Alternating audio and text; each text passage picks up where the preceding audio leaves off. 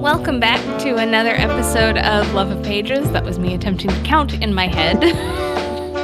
It's a very fast count. What did you try to count it to? 3. Seems sufficient. Your time perception is a little off for somebody 30. I've been told. So we are back. As always, this is the Geek Elite Virtual Book Club podcast, where a group of friends get together and torture each other, inspire each other, generally give an excuse to drink with each other by reading different novels. I'm Elizabeth, and as always, I'm joined by the lovely Naimah. Hey there. And the fantastic Jessica. Hello. And unfortunately, Stephen couldn't join us tonight. He is taking a well-deserved break. So it's summertime, and he's earned it. I love Naimah's face. Warm here. Like, no one was expecting 9 in Seattle, so, like... Oof. I mean, we expect 115 in Yuma, so that's fair. But YPG got rain yesterday, Jessica. In one part of it, that was not the part I work at. Welcome to living in the desert. But we are continuing on to the second part of Chasing Fire by Nora Roberts. Jessica's pick. Now, Jessica, I've got a slight bone to pick with you. Oh, dear.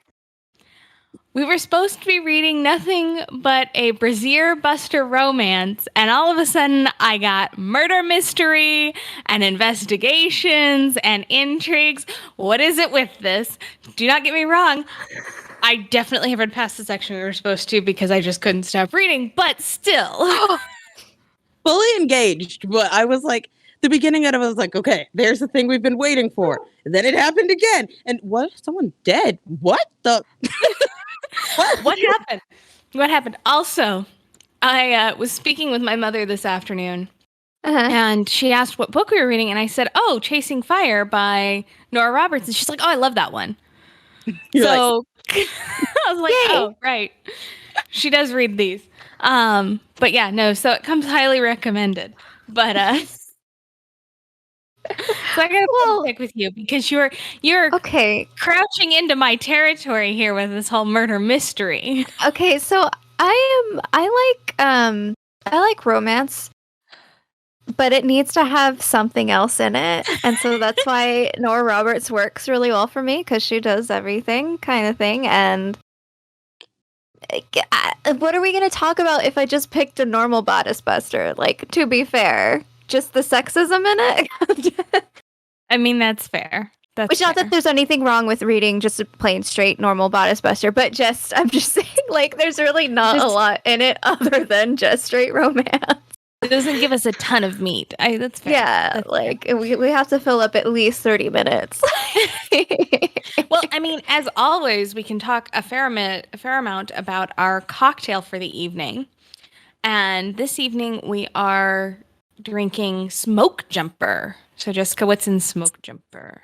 Oh, it is a whiskey with Aperol and sweet vermouth and orange bitters. I only had dry vermouth. I thought I had sweet. I only had dry. So I went ahead and I decided to treat it almost like an old fashioned because everything sounded very bitter and dry to me. So I soaked a sugar cube in the orange bitters and muddled it. And then poured over the liquor on top because I felt like it needed sweetness, and I do believe I was correct. That's completely fair. Go ahead. Mine is a bit redder because I needed to add grenadine. It was bitter, and I knew it was going to be bitter when I read the ingredients. And I was like, fine, I'll be fine. I've been here. Me and Aperol, we're best friends. No. See, and to me, it's a Manhattan plus Aperol. That's literally all it is. It really is. It's a Manhattan with Aperol. It should be noted that this drink is called Smoke Jumper because you're supposed to smoke it with hickory, and I'm not going to do that. So. Again, I have a fairly extensive bar setup. I do not have a smoker yet. I mean, I'm keen on getting one because I love the way smoked whiskeys taste, but yeah, that's fair. That is fair. Yeah, I'm never I don't know probably that gonna Mitch should get one. Yeah. I don't know that Mitch would be too happy with me getting one, but People don't get stuff they need at weddings, you know? You get you found if he can put on the registry golf clubs for me when I don't golf and I'm a hazard golfing, I can put a smoker for my bar on it. Right? Yeah. I feel like it's only fair. Fair. But yeah, no, so it's just, it's a slightly drier Manhattan to me. Yeah. Which I like Manhattan, so that works for me. I was perfectly fine with this. I wish I could have smoked it too. That's the thing. One day, this podcast will get so far into it that we'll all have like custom bars made. It'll just be like in the video, like here, and it's actually still smoking. One day. One of these days, right after we win the lottery. Yeah, if the audience doesn't remember, like the first few podcasts, I actually designed the cocktails. Yep. Like I made the Elio Sunrise for the time machine, and I did a video and everything. And those days were done pretty quickly. once COVID started slowing down, and I had to go back to work full time, unfortunately. Yeah, as I say, real life kind of got in the way of things. It's really a bummer. It's really a bummer. But in any case, so yes, we are drinking Smoke Jumper. I highly recommend. Jessica and Naimah recommend with a twist, so that you can enjoy something a little less bitter. But all right, so go ahead. I thought somebody was going to say something. Oh no, or was Jessica just enjoying her drink? Yes. All right, so we opened this section with a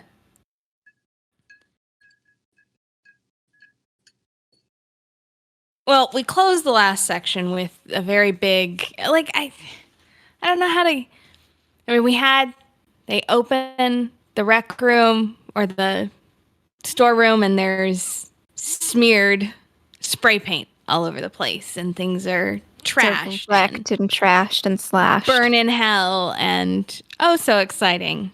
Mm-hmm. So we open with them re-putting everything back together. And there's a lot that happens in this section. And I'm not sure that I can actually go over all of the plot lines. But generally speaking,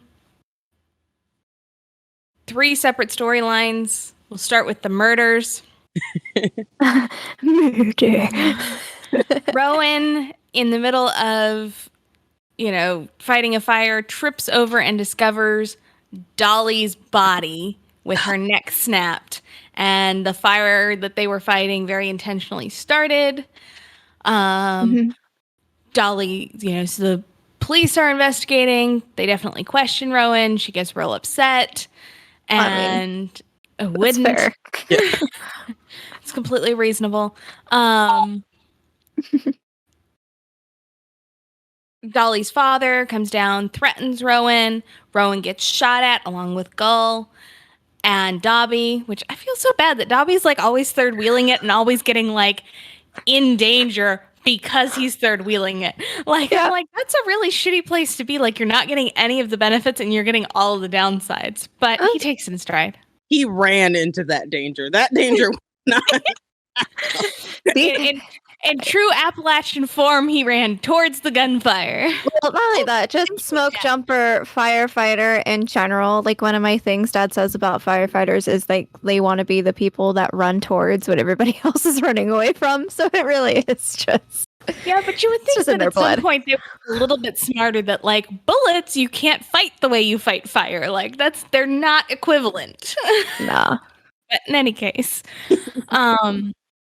then it comes to be that Dolly was sleeping with the Reverend, who then turns up dead, and everybody suspects Dolly's dad of both murders and at shooting at Rowan and Gull. Yeah, because it was his rifle that was used for the shooting. So, yep. And then he posts bail and takes off. Gone in the middle of the night, leaving his wife to care for their grandchild, who's now an orphan, and having put their house up as bond collateral. So she now has a massive mortgage. Sorry, I cursed. Steven, I hope you bleep that out later. A massive mortgage on the on the house, basically just falling apart, which I completely don't blame her. So that's storyline 1. Storyline 2, we get to see a budding love between Lucas, Iron Man Trip, and Ella, and just how lovely that is. Rowan definitely finds out. She's definitely not okay with it at the beginning. By the end of the section, she might be warming up to it, but not really. Like, she's still definitely on the... This is like where she is. Like, yeah. old. Much stuff. She is no longer Ice Queen, but she's definitely not warm. Yeah, no. I mean, and to be fair, you'll get the background of Rowan where she was abandoned by her mother and, her father's the only one she ever had and could depend on. So yeah, it definitely would be something even a grown woman and that's strong and powerful would have issues with because childhood trauma she did go through. She won't admit it, but it was childhood trauma. And I think Gulliver hit it right on the head when he's like, wait. You've never seen him kiss anybody? Like, damn, he's got sleuth skills. Like, he could keep it real discreet. Like, he doesn't anticipate that Lucas just hasn't kissed anybody in 30 years. It's like, no. He clearly is just that skilled at keeping it on the DL. Like, proud of him. Where I definitely feel like maybe Lucas hasn't kissed anybody in 30 years. From the description of like the sex scene, it kind of seemed like, no, you haven't looked at a woman in 30 years. Oh dear. And you just want to go like, aw, are you sure you're ready? Like, is it like right now? Yeah, no, definitely. But like, I definitely appreciate the fact that, because like Nora Roberts is starting to gracefully become a mature woman. And like, I love how in this book in particular, because I feel like her earlier stuff definitely only had the one love interest and like it was just the two young characters. And now you can definitely, she's like, no. I'm still writing these love scenes for myself. Thank you. So she's like, we'll just put 2 of them in here because I still need to get some enjoyment out of writing this. Yeah. And there's another series. It's one of her trilogies. It's the Flower Trilogy. I can't remember. I think the first one's called Blue Dahlia or something like that. But I think one of the couples within that trilogy is an older couple as well. Yeah. So it is very nice to see representation of all ages within romance because romance is forever. I appreciated how like nice the description of it was. They weren't like, oh my god, this is sagging. That like the kind of stuff that's just, I feel like is always just like an attack on getting older. Yeah. No, this definitely was just romanticized version of sex. And I really appreciated it. You might be looking at 30-year-olds. I'm not a 30-year-old. And it's like, I've got 20 years of gravity on those people, which was the best way to say that ever. Yeah. Definitely. 20 years of gravity. Can't wait to be able to use that line. I think I can wait 20 years to have to use that line, thanks. But yeah, no. And then finally we have the Brazier Buster romance that I'm here for. And we get all the sex. Hot, steamy, sour sex first. Hot, steamy, shower sex to begin with. And then drunk tequila sex. And then just all we're going to have an argument, but then... Yeah. Settle it all. Do you want to keep fighting? That was my favorite. And how upset she got at the fact that he saved her life. I'm like, I get being the strong, independent woman, but like, you can't get pissy at somebody for saving your life. Like, he probably would have saved Dobby's life if Dobby had been in the way. Like, I think he points out you would have done the same thing too if you had that quicker second than I did. You would have just tackled me down to the ground. Like, it's no one else. If Dobby saved her life, it would have been like, oh, it's perfectly fine. Thanks, bro. Like, great. But it's like, how dare you step in and try to be the man in this relationship? I am the man. I also personally appreciate that he's like, I'm fine with you being my boss out on the fire. I'm fine with like you definitely taking charge and all these things, but I am carrying the picnic basket. Like that's where I draw the line. And I'm like, that is a really weird line to draw. And like she says that, she's like, that seems arbitrary. But I'm like, okay, fine. The line you draw. But no, so and I do appreciate that both Janice and her dad look at him and go, if you're gonna do this, hold on for dear life because she's gonna fight back. Like She doesn't believe in love like you're gonna need. like hold on. You either need to be all the way in or walk away at this point because there is this is not going to be an easy road to hoe. Like there's no easy way to do this. I also really felt personally attacked and vindicated in the scene where Gull, like, before she goes in to talk after finding the body he's like, nope, stop. You're going to calm down. You're going to get a cool head about this. Here's your Coke. Chill out. And I'm like, hey, that's rude. She could be calm. She's clearly calm. I'm like, no, she's clearly not calm. Like, I definitely wouldn't be calm, and I definitely would need somebody to be like, you're about to go talk to cops that are questioning you for a possible murder. You need to be a little chill. It's fine. No, it shouldn't be outwardly apparent. It's like, don't call out my inner emotions, right? Just no. But yeah, you need that person. Yeah, you're right. So, and then I like that we get to see the flip from him when he discovers the body and has to just like hack away at the fire because he's furious. Like, I'm going to destroy this thing. Well, because his fire actually, like, I think in the second fire, people actually got injured in it as well. So, yeah, that's not good. But any of your favorite scenes or anything that really struck home to you?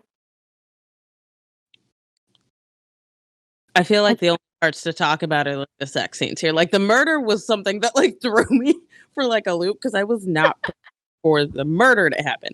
Nothing like I remember listening to it because I'm listening to the audiobook. Don't shoot me. And I was sitting there and it literally the moment they announced Dolly was dead, I literally paused it, went, Dolly died, just as Stephen. Not knowing had he gotten to that part yet. Didn't matter to me. I was just like needed to get it out. I was like, where did that come from? Why did this come up? She was just, wait a second. And it was kind of like, okay, well, you kind of needed that thing to be like, here's your romance. Here's your romance. Back to the drama at hand. Real life. Yeah. This woman exists and she's got it out for people. And so it kind of brought the drama back into it. So I really did like the whole like Dolly being dead thing. Also, all of the conversations with the police, which is like really out of character for me because I normally don't like those stories a lot. But it kind of like I liked the exchange between I know her last name starts with a C, but I don't, and it's probably very Italian, and I'm not remembering what it is right now. But it's the federal agent. The federal agent and the cop when they're kind of sitting across, I guess, at the diner and like having the back and forth between them. And they're like, yeah, let me tell you about Rowan and like she's this and all of that and these kinds of things. And I'm like, this seems like a good sharing of information. Everyone seems to not have tunnel vision here. And this is a good way to let's work together, skip the red tape. Everyone do good. Like, yeah.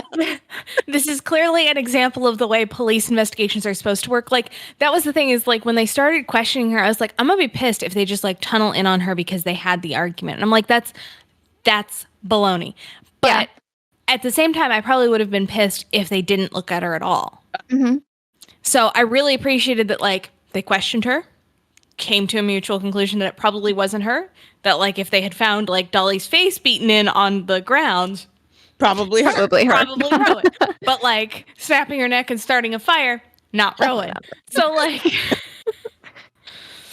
And, you know, so I definitely appreciated that. And I also really appreciated the way that they showed mom and dad and that definite dichotomy of when your loved one dies, do you immediately evangelize them and make them seem, everything they said must have been true. They were perfect. They were, or do you accept reality and the facts that face you? And you got to really see that.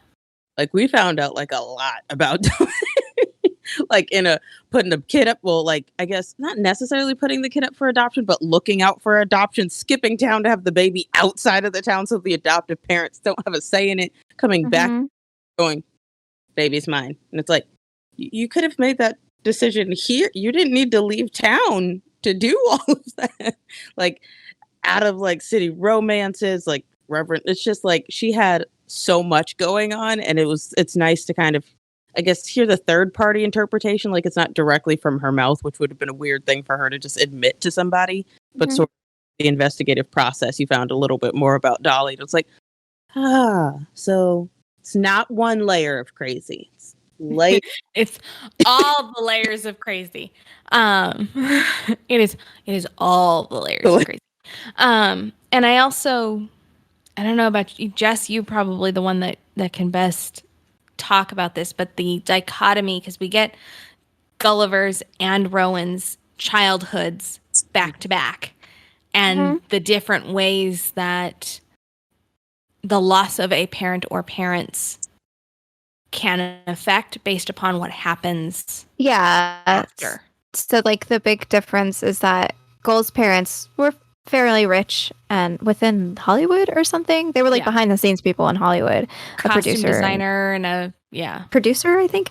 And they died when he was young in a plane crash, and he was adopted by an aunt or uncle, I can't remember, and was raised in a raised in a loving family that like openly told him about everything about his parents and everything. So, and his parents were taken from like happenstance, whereas with Rowan, her mother straight up abandoning her, and the fact that more importantly, her mom came back for one of her birthdays just for it to be all about her being in the spotlight.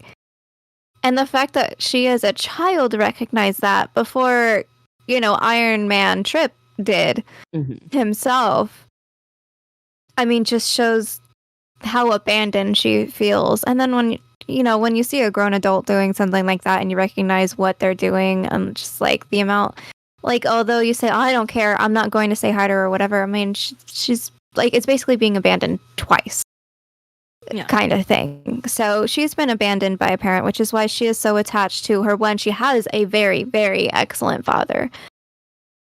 But when it comes to the idea of love lasting a long time or people staying there, she's going to find it really hard to trust. Whereas Gull finds it very easy to trust because he's been surrounded by good people, even though he had a tragedy happen to him in the past. So kind of that's where it goes.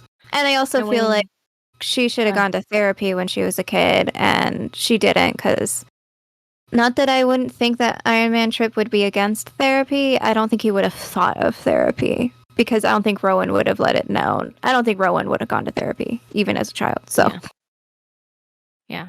Well, and I think Rowan's going to become more open to the concept of love by watching Lucas fall in love with Ella. Yeah. Yeah. I think she's going to have to see that and see Lucas be willing to open up his heart before she'll feel like she can open up her heart. Yeah. Because I think otherwise, I mean, like, she and Gulliver now say, I think I'm falling in care about you. And I'm like, really? You can't even use the word? But, I mean, I get it. There's all sorts of trauma there. It would terrify her off. And he was very smart enough to recognize that and say, care. Like, just need you to know, I care about you, okay? Very intensely know what this means, right? Care. And she's care. Because, I mean, as much as we say there is power in the word love. So, and hate and all that. So, it seems silly, they love each other. Rowan loves Gulliver, but it's just like they're not there to say that powerful magical word yet. So there you go. I think they'll get there. Okay. It's a romance novel. They'll get there. It's gonna end without it. Everything else is gonna happen, but the L word. I would not put it past Nora Roberts. No, she would never She's break done that it before. much. Why did she do it? There was one. It ended where they're like, yes, I love you, but this isn't going to work kind of thing. And like just parted ways. I do not know what that is. You need to figure out which one that is. Probably Okay. a way to look at that, like Nora Roberts' book that I wear break up, like just like ends with It wasn't like a breakup. It was just like, it's been nice knowing you. That's a breakup. worse. That's worse. That's worse. Like, well, this was a fun ride. Like, no. I do hope there is like a sort of like daddy daughter kind of like come to terms with like we were abandoned, but like we can move past that because it has been a long time. And like from my own perspective, it took me forever to be able to talk to my father about like love and the concept of that, and like having that sort of I guess example of things is a huge like there's a fly is a huge like teller of like how you associate love in the future. So it's like completely being like, yeah, his parents died in a tragic accident, but he was immediately followed by like an outpouring of love. Like people came in to help. Like he had that sort of support system. Her history is directly related to love lost and there being no recuperation for that. Because it's not like she didn't have her father's love before her mother left. That was there. It's not like her father's love made up for that absence. It was just there. So now she's got Gulliver to deal with, which will be very fun for her. I know there's no sequel to this book, but it would be funny to see where it goes. But I know it would also ruin it. So I'm just gonna. Yeah. Well, I mean, the other thing that we're ignoring is, I mean, even though she became a smoke jumper herself, she also dealt with her father going into crazy fires like every other week when she was a child and not knowing if he was going to come back, and knowing that dying as a smoke jumper, high probability, or not high probability, but you know, higher than being an attorney. Well, true. Depends on the field. Like I said, Divorce attorneys? That's true. Oh, I worked for a defense attorney, and you get a lot of letters from people in prison that probably shouldn't know your name, but it's fun. Yeah, I mean, when you get pictures of severed heads as criminal defense attorneys, had somebody get a picture. Like you're just that's like, rude. okay. Like a sonnet written about me, and this person. oh yeah. My life. It was awesome, but also like highly concerning. Very concerning. Okay. Although so, honestly, the worst are the drug addicts, because like they don't know what's real or not real, and that becomes really disconcerting. Just like okay. Higher probability than a daycare teacher. That's fair. for sure. And the fields of law Naimah and I are in are definitely less likely. I'm gonna have to hire bodyguards for you guys. Oh my god. No, we don't do that kind of law. We're fine. Yeah. Small stints. We're good. That's not gonna happen. Yeah. No, so but I mean, yes, she has to deal with that, but I do believe that conversation she had with Gold when he asked her how she handled the worry about her father being out every summer, and she's just like, he was invincible. I just presumed him to be a superhero. And it's also that just probably as bad the other way, though. Like, yeah. But so, in any case, we got a lot of fun things in here. I liked the ice cream and Ella's conversation with Rowan at the funeral. Wait, where are you at? The funeral hasn't happened. Shit. There was a funeral? Like, she said she read ahead. I think the funeral is the beginning of the third part, Elizabeth. Elizabeth, did you toe into a chapter? I did. I didn't get to, I did not get very far, but just enough for just enough to really screw stuff up. yourself up at all. Okay. No, yeah, it did. What? Again, I'm listening to this, so I could very well have just missed it entirely. We got to the end of chapter 20, right? Yeah. That's where the next section was. Blow up is what it's called. Yeah, the next section is blow up. Yeah, because we got to the fact that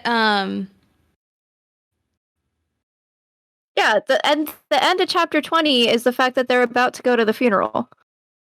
oh. So chapter 21 is the funeral, which is the start of part 3. Funeral, that's it, guys. There is a funeral. Dun dun dun. There is a funeral. There's gonna be a funeral for the person that died. But Sorry. no, I think like this whole like section, I guess in general, was mostly me going like, okay, here is the like bodice, but like here is the sex part that's like been long waited in the first part. Oh, and then yeah. hit it, and I feel honest, We get all the sex in this section. heavily overshadowed by the murder, but it was there. Like, It was there. it was there. Like definitely much more romantic for Lucas. Like that was Mhm. and like PG-13 at max. It was like it was like adorable. And like they were saying things to people. I have this thing in my brain that people like when you read romance novels, no one says these things to each other. Like he picks her up and she's like, no one's ever said that. Like, why are you saying that right now? So in romance novels, nobody's awkward during sex, when in reality, everybody's awkward during sex. And so it's kind of nice. This is seemingly going by so well for you all. Like, I just don't see this happening in real life. And then, like, Rowan and Gulliver's, which I have, like, so many questions about what ran through either of their heads before this commenced, because I was just there, like, and he was walking, and he's like, planning to go to bed, and he doesn't feel good, and he's, like, fussy or whatever he was feeling, and it's like, I'm walking into her room now. How did this happen? Oh, God. It's like, no, you turn left. Like, you know where your room was. And then he's just in there, and she's like, what are you doing? Then all of a sudden, it's like, this is happening. Let's stop bleeping myself out. Messing around.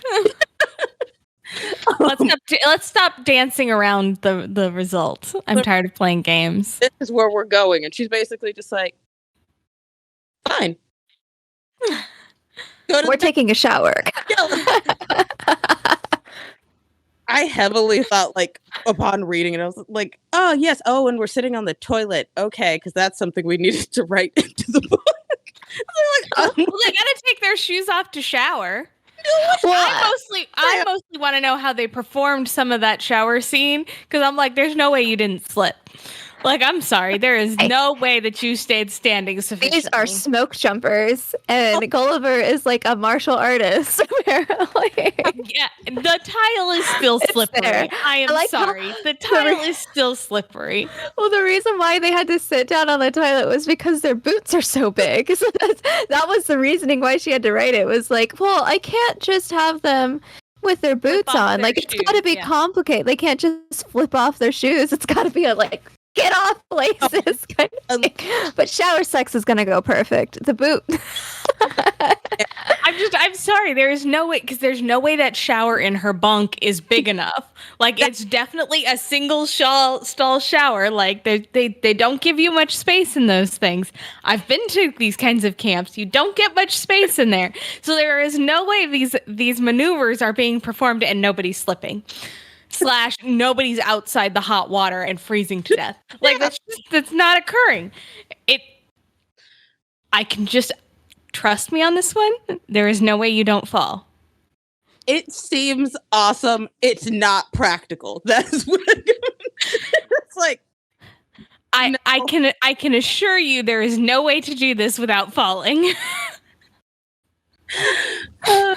Yeah, this is basically the conversation I just wanted to make sure we got in here, because we would miss it next time, and we didn't have the conversation. It was just like we missed the. It's still PG-13. We're all very PG-13. This part of the book is still relatively PG-13. I don't think it crosses into. Oh no, it is not anywhere near erotica. I guess no would be the thing. There's not. Yeah, there's not a There's enough to get your mind going, but still leaving you plenty of room to like superimpose who you want. Yeah, like if you and what you want. For this, you'll have no idea. It's a lot of her center and his hardness. Yeah, it's a lot of that. I'm okay with this. I appreciated no.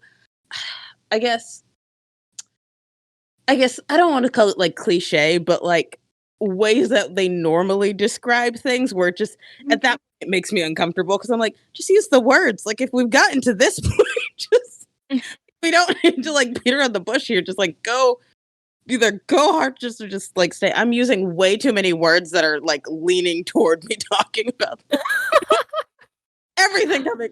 Nope. I'm gonna stop talking. But just saying, like I've on very many romance novels or like leaning erotica romance novels in my youth that I probably shouldn't have. Thanks, Amazon. I remember, I don't know, whenever the 50 Shades of Grey first came out, which apologies to anyone who likes that book, live your life. It's horribly written. No. It's not, no. But I got it because it was like an Amazon bestseller at the time where it was like on someone's book list. And it was just smack dab on the front of Amazon's page. So I didn't know anything about it. I just bought it.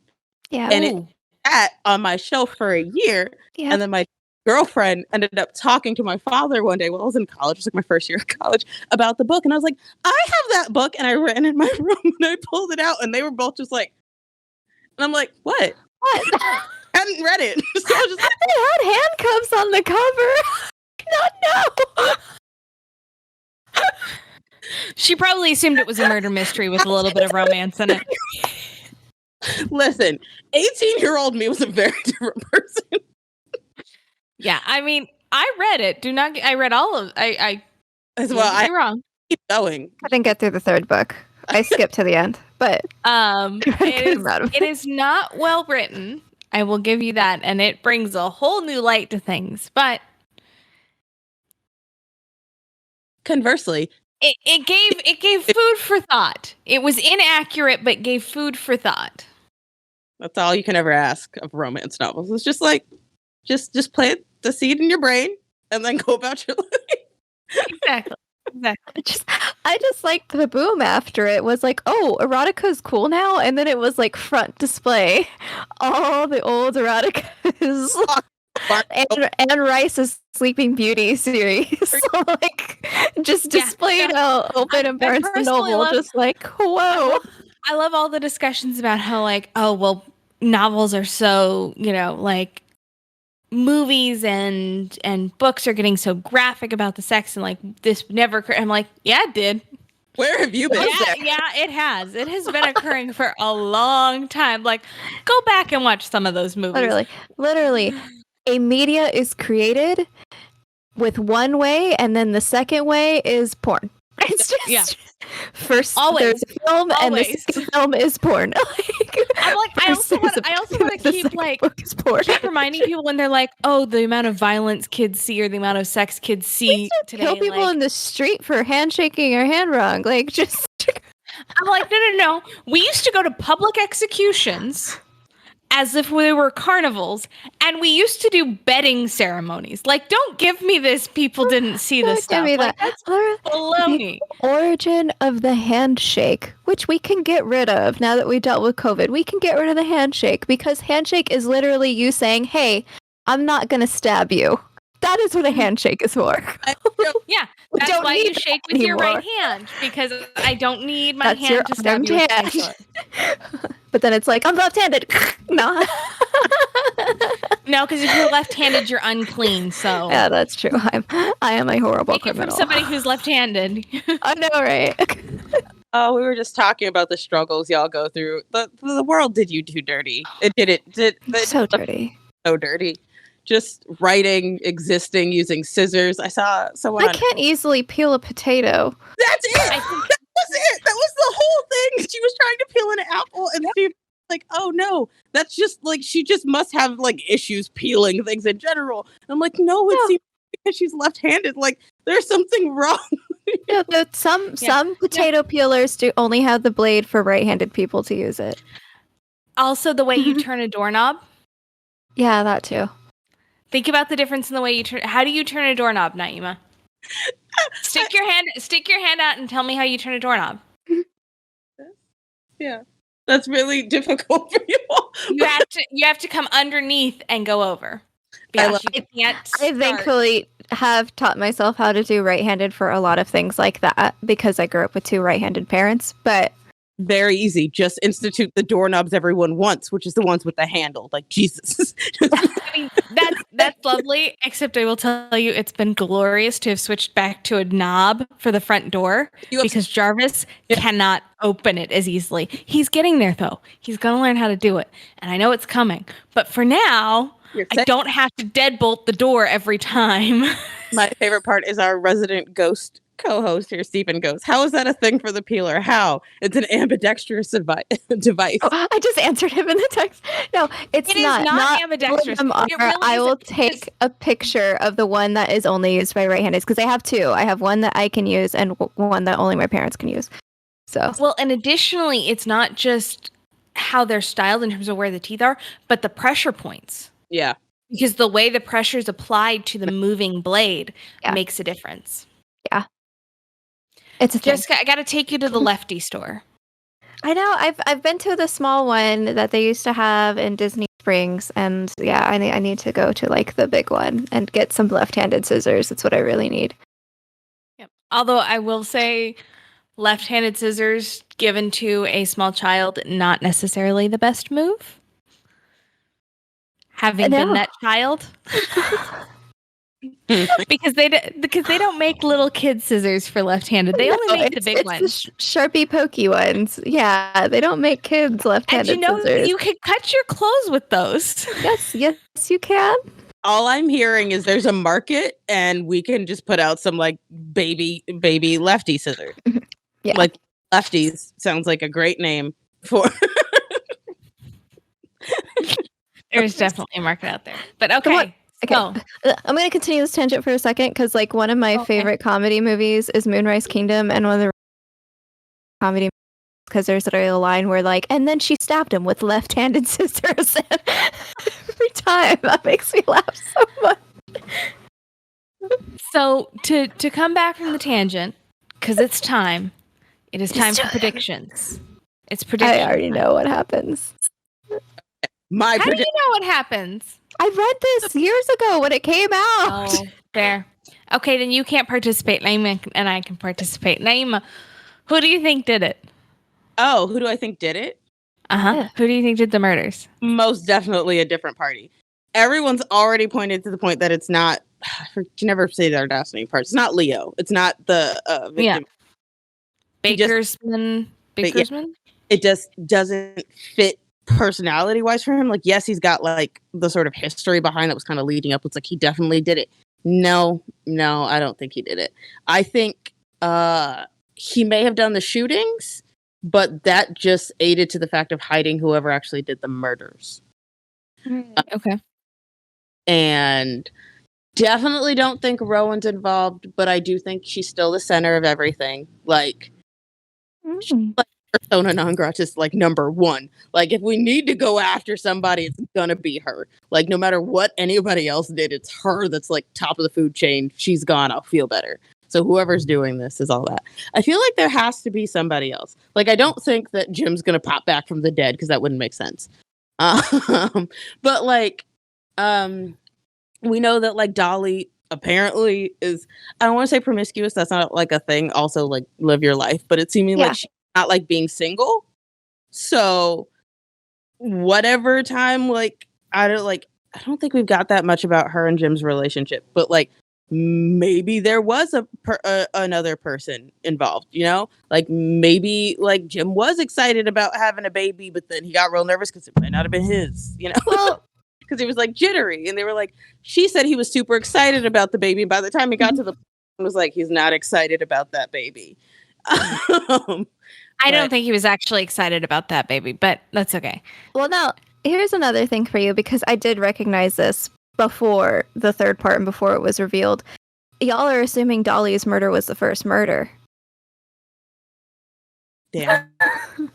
Well, okay. Well, everything's trash in my but I do expect that we're gonna do it again, and then they'll end up being a couple, but it'll still be one of those like this is all tension, less substance kind of couples. Like they'll have a few more emotional conversations about their past, but it's still gonna be just like we like butting heads, sex, sex, sex. Are we good together? No one knows, but like this is fun. And then Lucas is gonna get his basically happily ever after minus the wedding because no one's got time to fit that into a third part. I think we're gonna have plenty of time to get the wedding into the third part. But so is that all your predictions? Entirety of my predictions. So I definitely predict that Lucas and Ella will get married by the end of the book. And I think we're gonna and it's gonna be at the end of the season, and we're gonna end with Rowan and Gulliver being like, "Well, now we've got to try and see if we still like each other in the off season when the adrenaline and the isn't pumping through our veins." But 2, I think it was Matt, Jim's brother. I think he's the father, and I think he's the one who killed Dolly and the priest. Yeah, I forgot about him. I was like, no, that makes sense. That makes sense. That would still match up with it being sort of. I forgot Matt. Because then I think you could pass the baby still off as Jim's, and Matt is married. I think I'm pretty sure. I'm blanking on everything about Matt right now, but no, that makes sense. I am betting it's Matt. My second best guess: the adoptive parents. The parents who were supposed to get the baby, who are probably pissed that they didn't get the baby after they paid all that money. And there's nothing they could do about it. Particularly because the murderer was like, after everything she's done. Yeah. So, like, definitely somebody who's like, this is definitely not like a serial killer. Like, this is definitely somebody who knows. I would love that if that was it, because that would be like a really like unexpected twist. It's like these, unassuming adoptive parents murder, because it's like it's the perfect storm. It's like you've got like a single grandmother who's being forced to raise this kid now you have these adoptive parents who've wanted her since she was born. But no, I like the Matt idea too. Someone killed them, that's all we know. Yeah, my first prediction is Matt. Adoptive parents are my second best guess, but I think it's Matt. And Jessica knows, so we can't ask her. And Steven's on sabbatical, so we can't ask him. But in any case, any last thoughts on Section 2? I'm going to stop talking because I clearly keep bleeding into Section 3, and I can't do that. And nobody stopped me till I got to the mention of the funeral, when I definitely clearly said stuff that was in Section 3 otherwise. I feel like you didn't say anything that was... No, I think it was on the funeral was the only obvious thing that I was like, I don't remember that. Now, granted, I had read this like a week ago when I finished this part, so it is not very fresh in my brain. Yeah. No, I'll give you guys clues what else I dropped in there afterwards. But any other thoughts? No? I'm interested to know how much romance happens in the third part versus just, tying up them loose ends. Because we've got a lot of drama, got some murder, got some investigations going on, people shooting people, murders here and there. More fires. Yes. I mean, I definitely think we need to have a Rowan and Gulliver scene that's slow. Yeah. And very kind of intimate sex as opposed to just I'm gonna make love to you. Yeah. That one. A make love versus a we're gonna bang this out right here, right now. Let's get it done. Let's go. Plus, they have to have at least one more champagne picnic, and she's got to figure out how to drive his fancy car. A literal Iron Man car. His little Iron Man car with the Dom Perignon champagne. Like, really? You're rich, you rich. Could you get any fancier? And I'm like, plus on top of that, like, he's going to have to move to Montana from California, which means his money is going to go that much farther than it normally does. True. But in any case, all right. Well, with that, Naimah, if people want to talk to you about why 50 Shades of Grey is poorly written, where can they find you? I am on Instagram as Imajanan and also as other pages, other places. And I'm also on Twitter and everywhere else as Imajanan. And Jessica, if people want to get into an academic conversation regarding childhood traumas and how they impact our relationships, where can they find you? You can find me on Twitter as J and Bailey Writes. And you can find me with the rest of Geek Elite Media at Geek Elite Media and our Facebook page /Geek Elite Media. Archived episodes of this podcast and other podcasts can be found on our website, geekelitemedia.com. Please remember to rate, review, and subscribe to us wherever you find this podcast. And if you've got a couple extra dollars and are feeling flush this summer, we'd love your support over at our Patreon page, Geek Elite Media. But until next time, this is the Love of Pages saying always remember to keep turning those pages and always remember to geek out. Geek out.